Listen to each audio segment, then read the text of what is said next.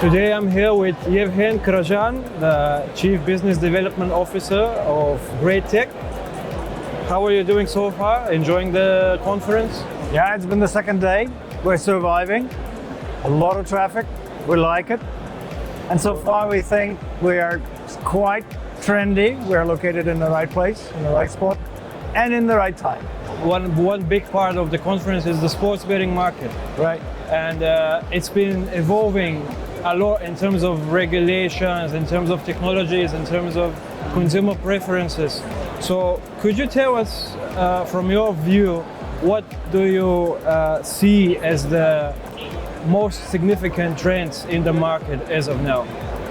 Well, I think the biggest trend that we like is sports are not getting less popular. Sports betting is growing. Sports betting is becoming more, I think, familiar sport for the operators, especially among the casino ones. Our product as an iframe, sportsbook iframe, is becoming really, really popular. We have a lot of discussions, and this is great. I think sport was underestimated for some time, especially in the digital space. But I think we are making that breakthrough, making it really available through the managed service. And I think sport should really be some strong competitor to the casino in the iGaming sphere. And your flagship product, GR8 Sportsbook. Right. You said sports isn't as big as it should. How does this affect you guys as a company? And where do you see any advantages in that, or what are the disadvantages for GR8 Tech, do you think? Well, we have selected Sportsbook as our flagship and a main differentiator, specifically because this is our core competence. This is where we come from. This is our DNA. This is where we are very strong.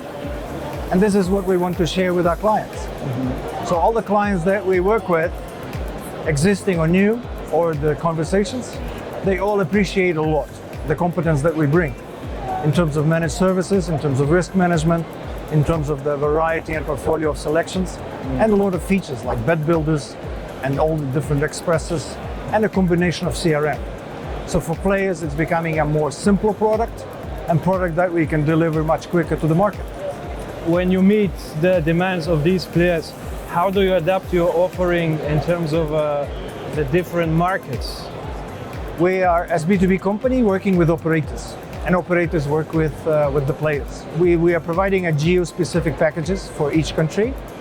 The countries should be adapted. It's not only localization. This is really understanding how to make clients engaged and how to make players engaged. And this is the selection of sports and really understanding what is interesting where. For instance, today we are showcasing our Africa success case with Mojabet, our partner. This is where sports was really adjusted. So it's a combination of different things, how to deliver the product to the player.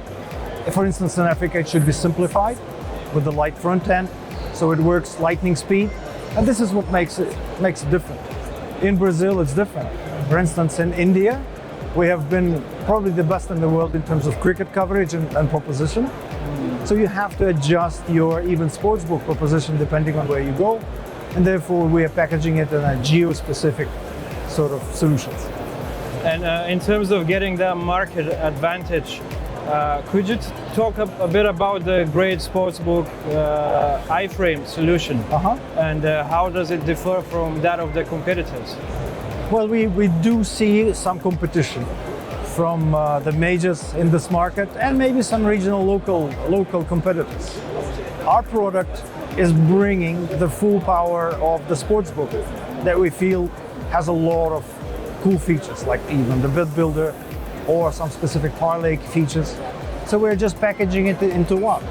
And I think the product is specifically intended for those that do not have a lot of competence in sportsbook. They cannot really build it on their own, and they need a quick solution to bring it to the market. So implementation speed, I think even pricing and commercial, we don't charge any setup fees for the basic packages.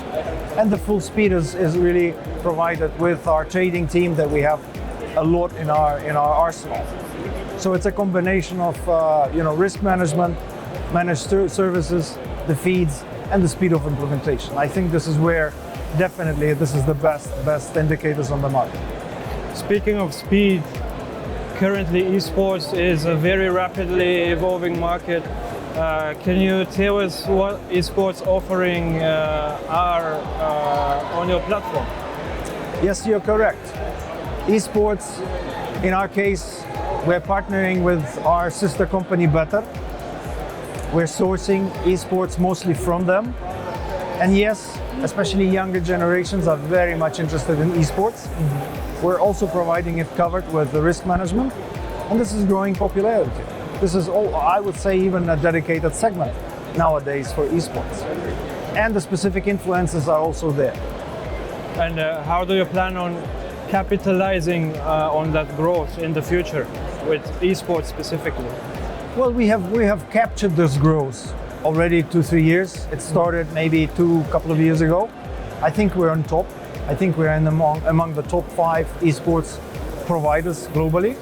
But a combination of feeds, managed trading services, risk management, this is what makes every operator confident that this is something that they will not lose, but rather capitalize with their players.